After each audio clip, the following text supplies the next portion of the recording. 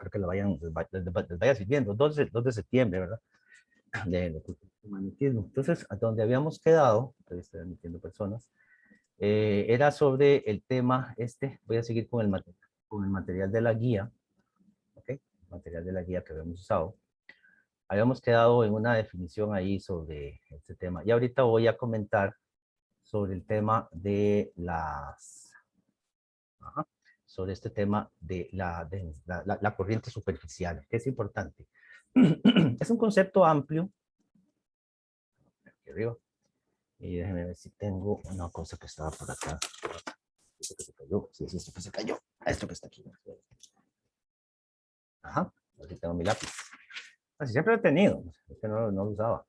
Lo que pasa es que la técnica que no he usado. Bien. Campo magnético que surge de una lámina de corriente. Vean. Esto me va a servir. Y pónganle mucho cuidado a todas estas definiciones que estamos haciendo porque me va a servir para establecer la cantidad de corriente eléctrica que va a atravesar después en un arrollamiento, ¿ok? Y todo inicia literalmente con filamentos de corriente eléctrica. Espérense para ver si tengo estudiantes esperando, es que a vez en cuando no lo permite ver. Bueno, esperemos que avancemos con este material. Este es el que yo les había enviado. Estas láminas no están en el libro, son algunas sí, la verdad, mayoría, ¿no? Pero surgen algunos detallillos interesantes que se analizan por acá. Como tenemos una corriente eléctrica, espere para ver si la tengo por acá, una corriente eléctrica, ¿sí? Una corriente eléctrica que se filamenta. Queremos ver cuál es el campo magnético que crea. O sea, en general, es curioso, el campo magnético son las líneas de fuerza que surgen, que permean el aire, veámoslo así, por eso se utiliza el concepto aquel de permeabilidad, ¿se acuerdan, mío? La permeabilidad, por eso las líneas de flujo magnético permean el aire, se ven por aquí, aquí están, en esta zona. ¿Okay? Y entonces, quiero encontrar una relación de la corriente eléctrica, que es un número, como decía yo, el ingeniero eléctrico, ¿okay? Esto, y esto es una variable de un ingeniero magnético, ¿sí? Existe el ingeniero magnético, claro que existe el ingeniero magnético, sí.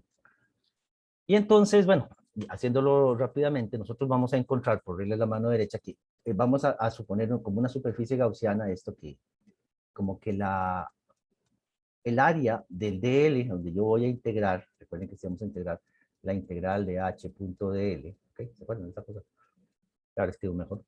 Entonces quiero ver esa corriente produciendo campos magnéticos. Hay un campo magnético por acá, uno que está por aquí abajo, este que va para abajo y este que va para arriba como que se cancelan. Y me interesa inicialmente el que está en esta zona. Por eso le vamos a definir con el término K, el término K, como esa corriente por unidad de longitud, corriente por metros. Eso lo habíamos establecido, lo habíamos introducido.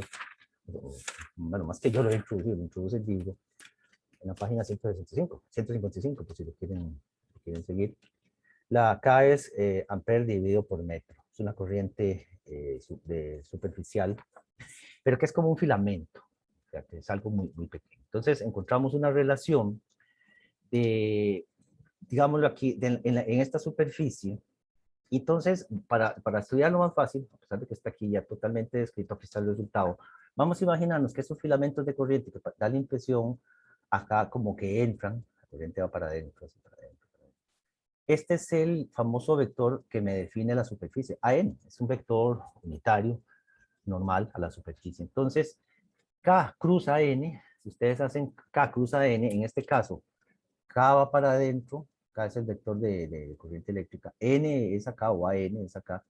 Entonces, K cruza N es este producto cruz que viene por acá, se genera con los dedos, ¿se acuerdan? Ustedes con los dedos como que arrollan de K a N y el dedo gordo apunta donde está H. Entonces, H apuntaría como que dice para allá. Eso. Entonces tenemos, este medio es de media contribución de la parte inferior digamos, hacia la superficie superior y media contribución hacia la superficie interior. Y lo que tenemos es dos líneas de intensidad de campo magnético. Y esa es la relación inicial. Vean que eso es muy conceptual, porque son líneas filamentarias como que están en el aire, y eso es un poco extraño. Todo este estudio fue matemáticamente creado para llegar a algo más bien práctico. Permítame explicárselos aquí. Que H La intensidad de campo magnético creada por filamentos de corriente, o sea que no es una sola línea de corriente eléctrica, sino varias líneas de corriente eléctrica que van a estar metidas en una superficie, yo puedo determinar, dado K, o sea que I es igual a K por B, o B es como quien dice, recuerden el ancho, o D, el ancho donde están distribuidas sus filamentos. Entonces, en un espacio de menos de medios a de medios, esto es más o menos lo que están diciendo aquí, en cualquier espacio que define, yo lo que tengo es la contribución de uno y la contribución de otro. Vean que aquí como que sale la corriente, aquí se mete, aquí sale, aquí se mete. Es K cruza N. Ese es el resultado fundamental. Y este resultado fundamental es genérico, digámosle teórico, pero lo voy a llevar a algo práctico, para cuando estudien esto, para que les quede claro y no se enreden. Yo llevo esto a algo práctico en el sentido de que ahora voy a poner estos filamentos de corriente en alambres, ¿ok? Ya sea en un loop, ¿se acuerdan? Un lazo, un rollo, una espira, no sé cómo le llamaban ustedes, o en su defecto, un alambre recto. En ambos casos, aquí va una corriente eléctrica, casi siempre corriente eléctrica DC, claro, puede haber una corriente eléctrica AC. Y lo que me interesa es evaluar el campo magnético en algún punto. Entonces, ya tenemos, recuerden, por Biot-Savart diferentes formas. Entonces, aquí lo que va a venir ahorita es como poner o exponer esto en términos de K. Y ya les voy a explicar por qué K. Ya sabíamos esto. El campo magnético por Biot-Savart, o sea, son dos formas de llegar a lo mismo. Nos había descrito esta ecuación. Yo escojo donde quiero. Si quiero estar aquí es cuando z es igual a 0, ¿se acuerdan? El menos z, o en cualquier z, o cuando z es infinito, etc. Esa evaluación ustedes la pueden encontrar completamente desarrollada en el libro. Por eso escogimos ese libro, porque es autoestudiable. ¿Ok? Permítame devolver, porque esta cosa no me quiere. Uno de los asuntos importantes de aquí es que esto es una vuelta, un loop. No sé cómo lo estudiaron ustedes, un lazo. Yo puedo hacer otro lazo y otro lazo y otro lazo. Y voy agrupando lazos para crear, para dejar de compartir, aquí estoy nuevamente. Uy, espera que lo hace. Esto, qué lindo carrete me tengo acá.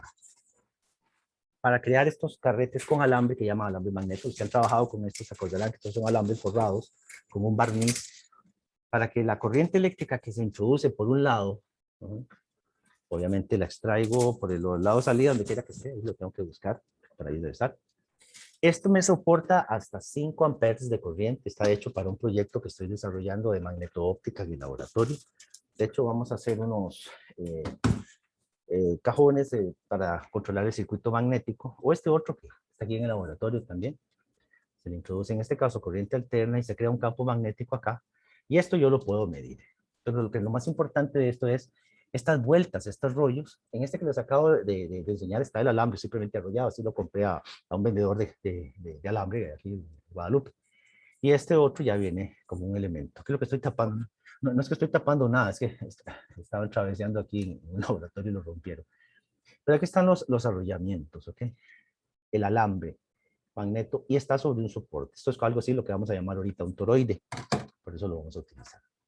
Sigamos adelante. Si alguien tiene alguna consulta. Entonces, a partir de un lazo, de una sola vuelta, para cogerlo, aquí está, voy a poner varios. Cuando digo varios, hago eso. Lo que llamamos un solenoide, o sea, un montón de vueltas de alambres. Vamos a ver si puedo coger esto, vuelta y vuelta y vuelta. Entonces yo en cada uno de ellos digo, bueno, voy a escoger cuál es el valor de H en el centro, ¿se acuerdan?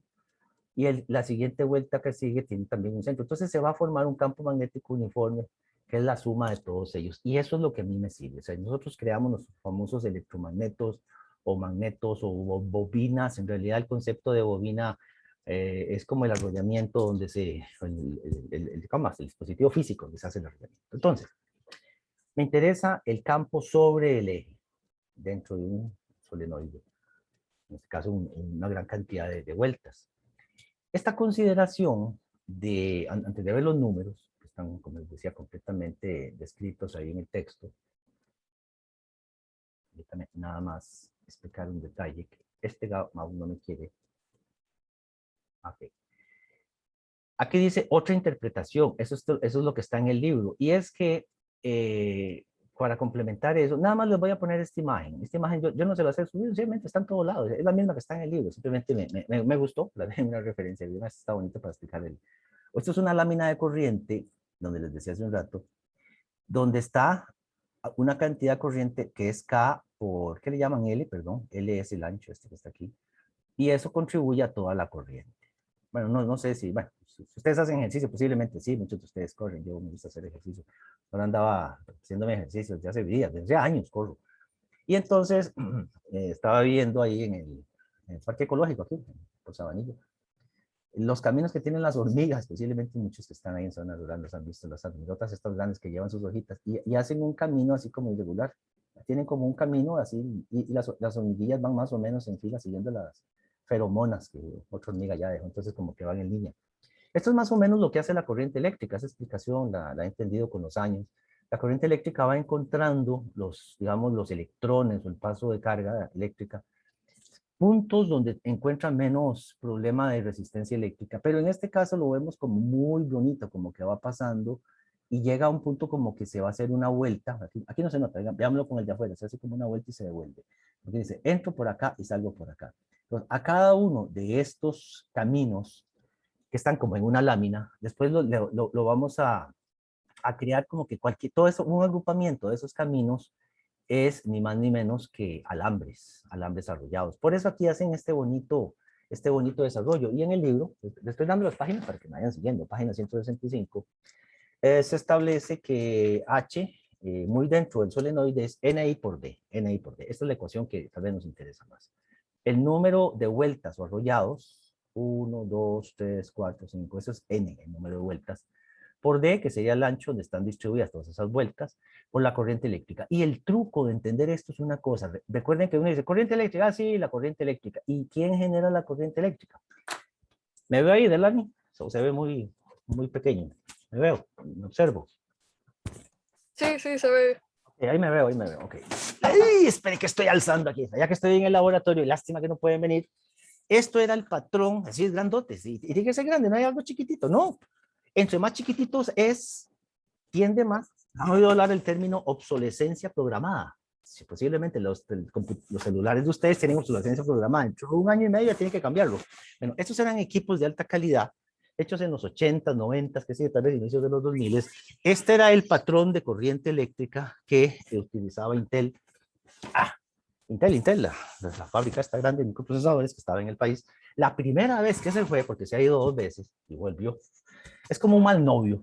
Se va y regresa, se va y regresa. Uno no sabe qué quiere.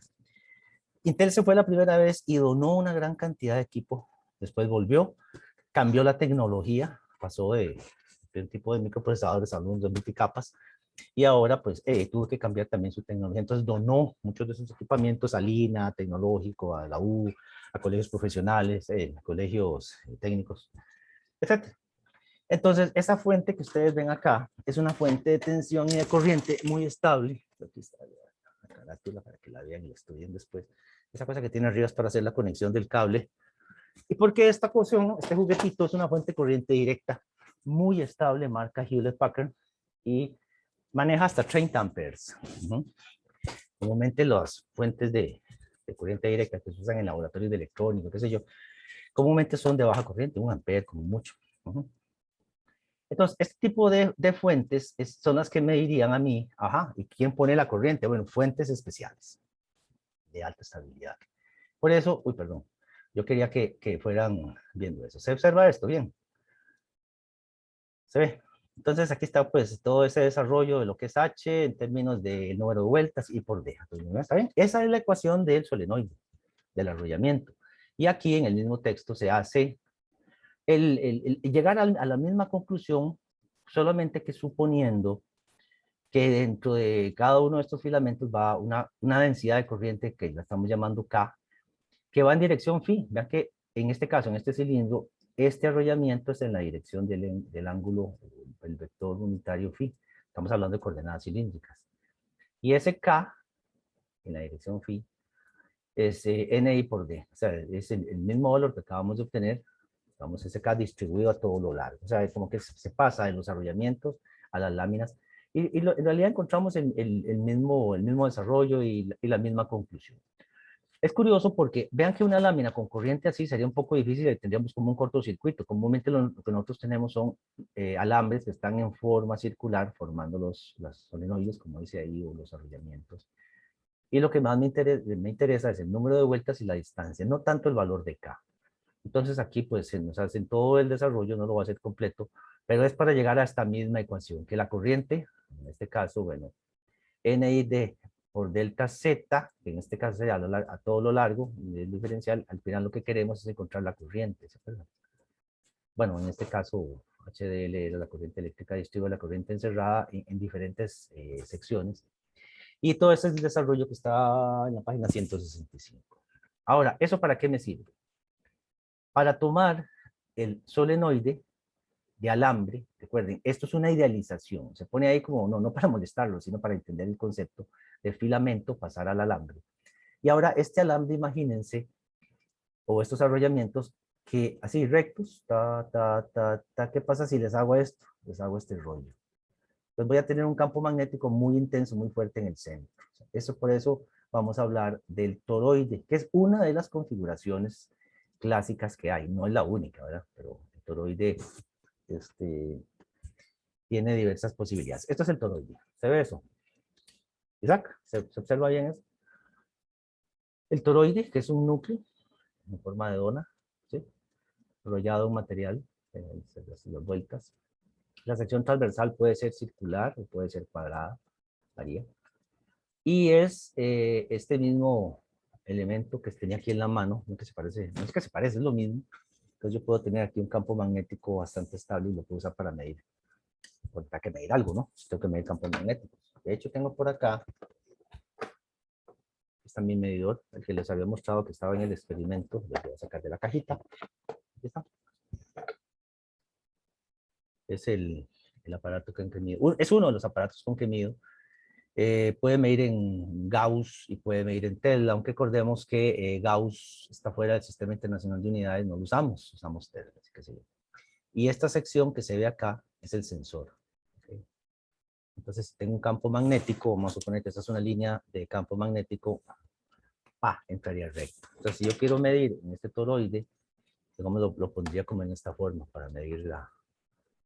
Y yo puedo alejar esto para tener diferentes mediciones con este medidor. Y aquí lo que hay, como les decía, es un sensor de efecto Hall que vamos a comentarlo la próxima clase. De hecho, vamos a hablar, tenemos varios sensores de efecto Hall. Y este es uno de las configuraciones clásicas, el toroide, donde, pues, aplicando la ley de Ampere a todo el toroide, vamos a verlo por acá. El campo magnético, si cojo esta cosa ahora sí, el campo magnético en phi, que dice que la corriente eléctrica en cierta forma viene arrollada aquí, aquí, aquí.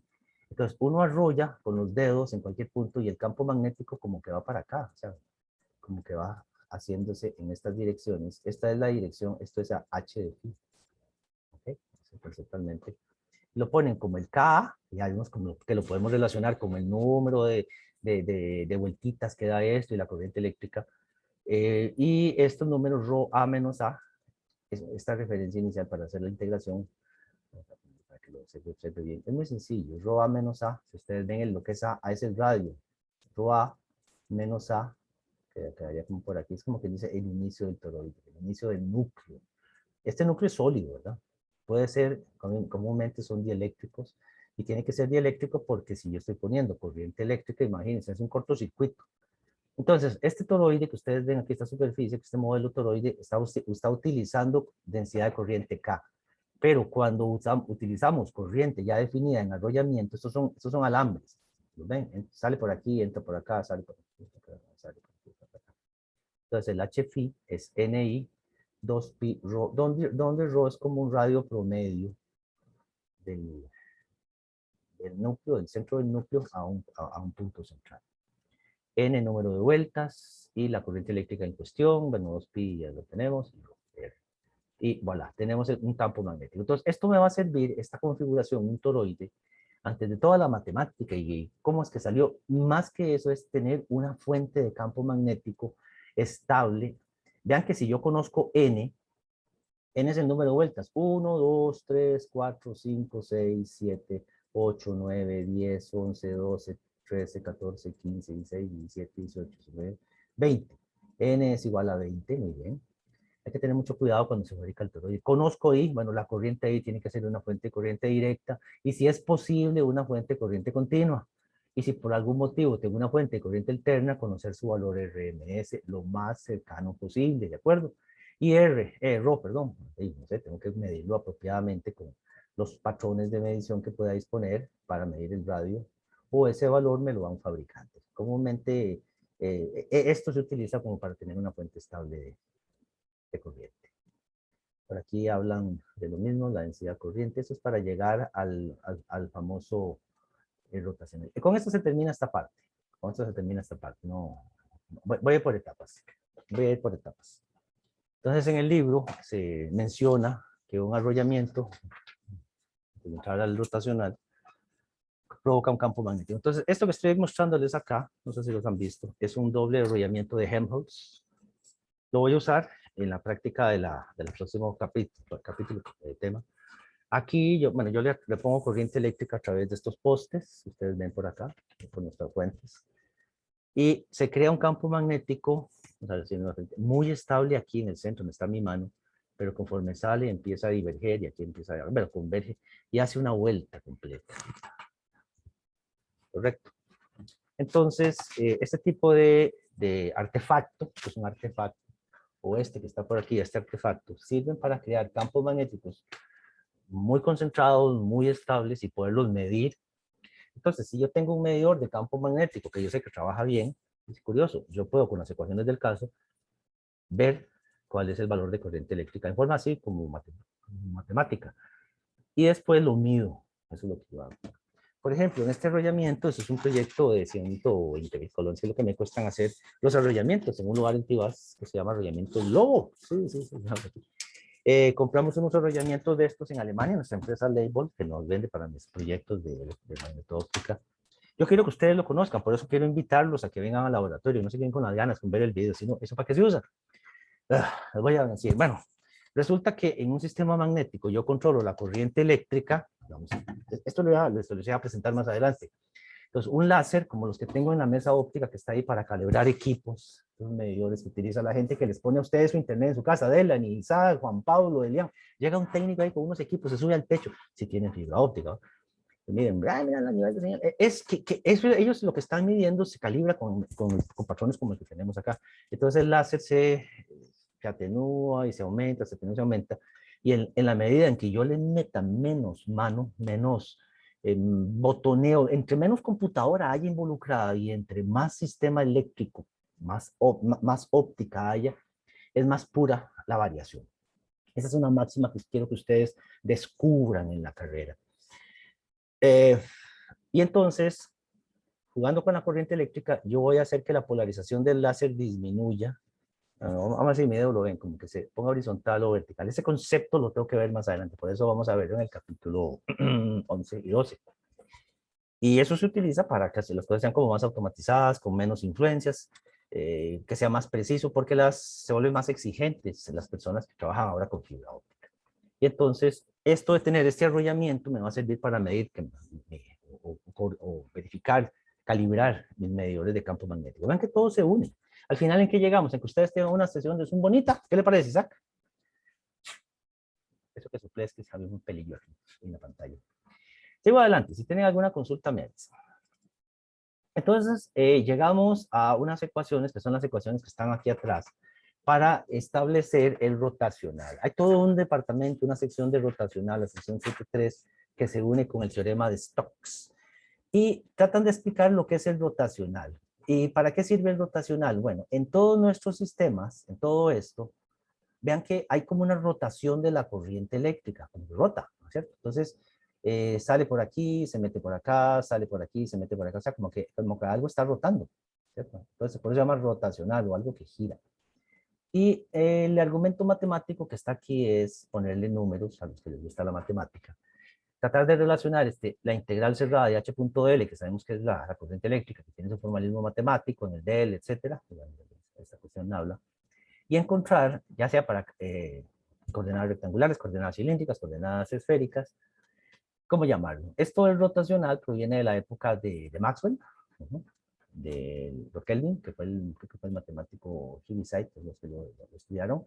Sabíamos que ese rotacional es cómo cambia algo alrededor de un espacio. Yo siempre lo entendía así, que es el curl. Curl es colocho en inglés, entonces es como la rotación con colocho. No sé si alguno de ustedes tiene colochos. Entonces el colocho que hace el cambio de algo que provoca un campo. En este caso, el curl de ese campo, es un campo, la derivada con respecto de, bueno, las diferentes derivadas con respecto a X, las diferentes derivadas con respecto a Y, las diferentes derivadas con respecto a Z, y una forma de ponerlo es en forma de un determinante. Bueno, yo hago esto y obtengo esto mismo. Esos son matrices y tienen que revisarlos. Ustedes ya lo saben, no lo voy a repasar, pero ustedes ya lo van a saber. Y ya sabemos lo que es el curl rotacional de H. Es cómo cambia un campo ante una variable que esté. Por ejemplo, si la corriente eléctrica viene para acá, el campo magnético va para allá. El cambio de H es esto. O sea, cómo cambia H, cómo se acomoda H, cómo se distribuye, en este caso H. Es lo que significa nabla o esto. Nabla cruz H o curl H. Es lo mismo. Cómo cambia, cómo se distribuye, cómo lo obtenemos a partir de una variable. En este caso, esa variable nos falta encontrarla, ¿ok? Y eso es lo que sigue. ¿Cómo relacionamos ahora el rotacional? Hay que explicar el rotacional con una paleta o una rueda que rota debido a la velocidad de agua que va en un río. Y esta es la paleta, también no se entiende mucho. Son como las paletillas de una hélice. Entonces el agua pega por aquí y hace que esto gire. En este caso, el equivalente a la corriente eléctrica es la velocidad del agua. Entonces, lo que es el rotacional, qué tan fuerte es, va a depender de la velocidad. Al final encontramos un argumento para llegar a esto, es la ley circuital de Ampère, que en habla cruz H, quien provoca esa distribución de H que surge de algo que rota, es J. Y para llegar a eso, el libro nos lleva de la mano por lo que se conoce como aquí está, el teorema de Stokes. Es esta que está acá. Donde pequeños rotacionales de corriente eléctrica en una superficie, acá, sabiendo que esta cosa era I, e I, al final lo divido entre DS, obtengo la J. O sea, no se enrede mucho, en realidad lo estoy explicando, porque estoy haciendo como un resumen ejecutivo, lo que significa esta materia. Esto, al final, a lo que llegamos es, perdón, acá, es a la forma de la ley de Ampère bueno, de forma diferencial, no en forma integral. En forma integral es esta que posiblemente la que ustedes vean en física. Esta es la que vemos en ingeniería. Y es la forma corriente que se aplica en los respectivos términos. No sé cómo están de vista. Voy a acercar un poquito el... Bueno, allá, aquí está. En esta, vamos a meter la pata ahí. Ahí creo que se nota. El nabla cruz H, que dice J más la variación de D con respecto a DT. Esa es la corriente de desplazamiento que vamos a ver en el capítulo 9. Entonces, cuando solo compete a las condiciones de estática, corriente directa, usamos J. Dado una corriente, un campo eléctrico variante en el tiempo, existe un campo magnético circulante alrededor de la corriente. Entonces, eso es el principio básico para entender o interpretar esto. ¿Okay? Entonces, lo que les voy a dejar es para que lo analicen. Es simplemente llegar a la ecuación. Ustedes no tienen que aprenderse esto de memoria, no, es simplemente háganlo ahí matemáticamente, lo hacen, estudian este concepto que está aquí, la ley circuital de Ampère, espero que se vea esto. Y entonces hacia ahí nos vamos a orientar en lo que sigue, porque nosotros vamos a usar arrollamientos o loops, espiras, ordenaditas. Les vamos a poner una corriente eléctrica y vamos a obtener un campo magnético ahí bien bonito adentro. ¿Okay? Vean que aquí, bueno, en este caso, vamos a ver lo que tenemos aquí. Aquí tenemos un H que está rodeando un J. En el caso de nosotros, esto sería, bueno, hay dos casos diferentes, tal vez tengo que explicarlo. En este caso es si fuera un filamento de corriente o una corriente en forma lineal, ¿cierto? Y que el campo magnético circula en forma horizontal. Recuerden que son dos casos diferentes. En el otro caso tenemos una espira, una vuelta, tal vez yo me confundí aquí, perdón, estoy viendo diversos materiales, y la corriente eléctrica que circula en forma circular, de modo que raro, me permite tener una vuelta. Lo que ocurre es tener una vuelta o más vueltas, y tenemos un campo magnético más o menos uniforme en el centro, ¿cierto? Lo que ocurre aquí es que teniendo un alambre recto es muy difícil, primero que nada, es muy difícil crear algo recto, ¿ok? Además, solamente tengo el efecto de ahí, de su largo. En cambio, si yo agarro un alambre recto y le doy vueltas y vueltas y vueltas, entonces los convierto en espiras, refuerzo el campo magnético. Aquí puedo que tenga un campo magnético, pero es muy débil. ¿Qué es lo que yo quiero? Hacerlo muy fuerte. Por eso agarro un alambre recto y le doy vueltas. Ese es el concepto fundamental de estos campos magnéticos estáticos. A veces no queda muy claro. Entonces vamos a terminar, porque en realidad nosotros para este ciclo o semestre, perdón, vamos a llegar hasta la sección 7.5. Aquí hay algunas láminas, entonces los voy a dejar ahí para que los tengan, que, digamos así, se fueron adicionales. Entonces al final vamos a llegar a esto. ¿Qué es lo que medimos? ¿Qué medimos los ingenieros magnéticos? Ya que recuerden que hay una gente que se llama ingenieros eléctricos. Nosotros los ingenieros magnéticos medimos flujo magnético y densidad de flujo magnético. ¿Y cómo lo medimos? Con nuestro famoso vamos a ver cómo se llama, sensor de efecto Hall. Es así, así lo ponemos en español, así lo hemos denominado. Lo hemos denominado porque hay un grupo de trabajo en esto, sensor de efecto Hall. ¿Okay? Sensor de efecto Hall. El sensor de efecto Hall se usan muchas cosas, por ejemplo, los que hacen ejercicio en máquinas caminadoras, es el que ustedes caminan sobre una banda, no sé, con los pies ahí van pasando, entonces mueven o hay algo que se está moviendo esa banda elástica, ustedes tienen que mover los pies, ¿no? Entonces hay algo en algún momento, un elemento metálico que corta el flujo magnético que está en un magneto y ese corte lo toma un sensor de efecto Hall, se hace una conversión a datos eléctricos y eso se pone en la pantallita que está al frente de uno agarrado ahí con las manos y dice a qué velocidad o cuántas vueltas lleva, cosas por el estilo. O sea, y además también en los vehículos, cuando ustedes empiezan a poner el freno y más que nada en los vehículos nuevos, los ABS, los que tienen control automático, hay es que uno mete el pedal va entrando en diferentes etapas. Hay sensores magnéticos para que el sistema sea más seguro. También en los cinturones de seguridad, cuando uno se ha sentado en el asiento de un carro y empieza el pip, pip, pip, pip, póngase ese asiento, póngase el cinturón, hasta que usted no lo engancha y se hace ese enganche lo que quiebra, lo que rompe es una corriente eléctrica que está creando un circuito magnético que lo está sensando un sensor de efecto Hall. O sea, el sensor de efecto Hall, cuando siente todavía esa corriente, es cuando uno está sentado en el asiento del carro y todavía no se ha enganchado el cinturón. Por eso el ti, ti, ti, ti, o como suena el carro donde ustedes lo sienten, y hasta que ustedes hacen ese enganche, desaparece esa corriente. Por ejemplo, es una aplicación trivial de un sensor de efecto Hall, por ejemplo. Entonces vamos a ver cómo medimos campos magnéticos, porque eso es lo que viene y es la parte interesante práctica. Eso es lo que da este curso. O sea, aquí recuerden que está bien, hay integrales y derivadas y muchos de ustedes se preocupan y sueñan con eso, pero eso no me interesa a mí me interesa la aplicación práctica de eso. ¿Okay? Entonces tenemos que saber, así como hay en el mundo eléctrico, un flujo eléctrico, líneas de flujo, que los podemos ver así como líneas de fuerza, qué sé yo, que apuntan del valor positivo al valor negativo y que se distribuyen en el espacio, existe el equivalente de campo magnético y eso nosotros lo vamos a medir. Entonces, cada vez que tengamos, así como lo estábamos dibujando hace un momento, entramos con una corriente eléctrica por acá y salimos con la corriente eléctrica por acá, así como lo pusimos, sí, más o menos en esta forma, independientemente, como sea, digamos, el campo magnético viene para abajo, H, pero se distribuye más o menos uniforme. Entonces, cada vez que yo dibujo una de estas líneas con una flecha, esas son las líneas de flujo. Entonces, esas líneas de flujo integradas en un área, ¿ven? Entonces toda esta área, vamos a decir que el área es el área de ese loop, de esa vuelta. Ta, ta, ta, ta. Este es el de ese. Mira, yo estoy dibujando con el mouse y tengo un lapicito. Ahí está mi lapicito, ¿lo ven? Claro. Voy a usar una tablet, que abajo salió esto. Además, ahorita están dejando usarse las tablets. Por lo menos yo ya le dije a la decanatura que ya el otro semestre, aunque me metan a la cárcel, yo voy a dar mis clases presenciales, porque estamos formando ingenieros, no informáticos. ¿Okay?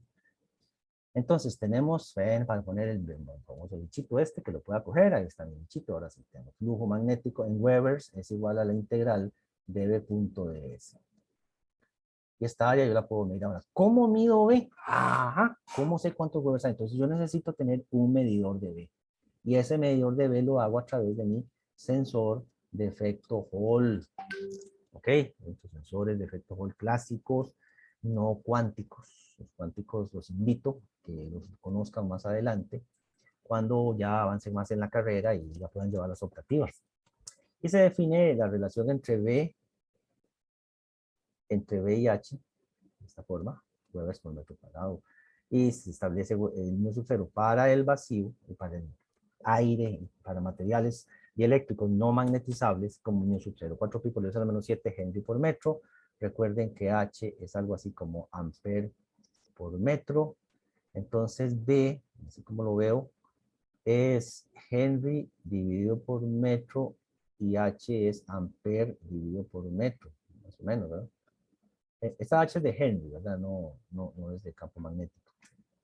Es esta magnitud que está acá.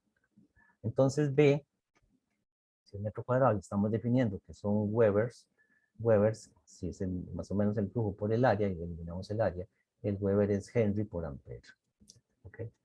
Hay una relación de ecuaciones con los apellidos de toda esta gente del siglo XIX que nos sirve para muchas cosas. ¿Ok? Flujo neto que atraviesa algo que, bueno, más que atraviesa, es una superficie cerrada del origen de la densidad, o sea, la divergencia. Recuerden que eso se llama el concepto del teorema de la divergencia, está aquí escondido, habla punto. Esto lo que decía es que el flujo neto, en el caso del campo eléctrico, se origina en una carga eléctrica positiva y termina en una carga eléctrica negativa, ya sean dipolos, más o menos esta cosa. ¿Okay? Pero en el caso del campo magnético no hay monopolos discretos. ¿Okay? Entonces, la divergencia del campo magnético es cero. Eso lo que quiere decir es que el campo magnético es generado por un material, por un magneto, lo que sea, que tiene una salida, llamemos norte, y dentro de ese material una salida sur, atraviesa todo el área, pero no hay fuentes ni sumideros, fuentes sumideros que sea carga eléctrica positiva o carga eléctrica negativa, sino que lo atraviesa. Por eso el flujo neto es cero. Y es una de las ecuaciones de Maxwell, la ley de Gauss del magnetismo clásico. Permítame parar acá, ya que se establece clásicamente. Nuevamente, ya no sé si me ven, posiblemente no, disculpen que estemos así, me hubiera gustado verlo. Allá nuevamente, ahí está mi brazo, allá, por allá lo tenemos dentro de mi famoso póster, ecuaciones de Maxwell. Nabla.b es igual a cero. De todos modos, no se preocupen, ustedes tienen el resumen de todo esto en el libro. Simplemente, como les decía, que este póster está ahí en la entrada del edificio de Ingeniería Eléctrica, con el pasillo, entonces, como que es intimidante, ¿no? Híjole, y eso que, esta gente que, bueno. Y bueno, diversas formas de ver lo mismo hasta que al final ya vamos encontrando cómo agrupar las ecuaciones de Maxwell en campos estáticos. Y eso es a lo que más o menos vamos terminando en este capítulo. Eh, para condiciones estáticas, el desplazamiento del campo eléctrico o es la carga encerrada. O sea, con la carga encerrada yo puedo saber cómo divergen líneas de flujo eléctrico de una carga encerrada en un material. Nabla cruz H es que no se distribuye campo eléctrico dentro de un material, dentro de un material conductor, me recuerdo que habíamos visto eso, donde la carga se acomoda solamente en la superficie. Entonces hay etapas interiores que son cero, no hay campo eléctrico. Nabla cruz H, en el caso nuestro todavía es J, todavía nos falta la parte variante con el tiempo, eso lo vamos a ver en el capítulo 9, recordando esa etapa. Y Nabla.0 o la divergencia debe ser. Y hay otras dos ecuaciones constitutivas que son estas. ¿Ok? Entonces, ¿qué queda? No voy a verlo ya más en detalle porque por ahí es donde llegaba. Tener presente, permítame quitar, aquí tengo que poner el material, esto que está aquí. Este material yo se los había dejado para el trabajo, o sea, se los dejé, está asignado, que es uno de ellos, tiene como, ¿sabes? Tiene como un errorcillo.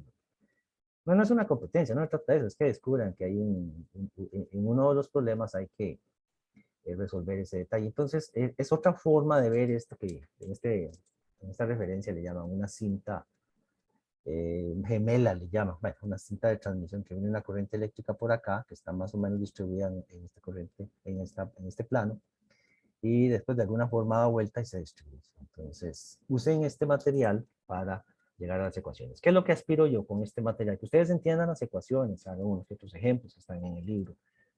Porque nosotros vamos a usar esto para medir, sí, literalmente para medir el campo magnético y de eso se va a o de eso se trata este capítulo. Inicialmente el libro, nuestro famoso libro de teoría del Hayek, usamos nosotros, no hace muchas prácticas, hay otras referencias como el ULABI que se va más a elementos prácticos. Entonces yo prefiero complementar el curso con unas prácticas demostrativas que hago yo en el laboratorio y eso es lo que pretendo hacer. ¿Ok? Pues eso realmente es lo que tenía, se me acabó muy rápido la materia, lo que quiero es que ustedes hagan unos ejemplos, practiquen. Yo no hago nada con ponerme aquí a hacer integrales y derivadas, si tienen problemas ustedes las hacen y nos avisan a mí y a Dylan, pero el asunto es crear el concepto.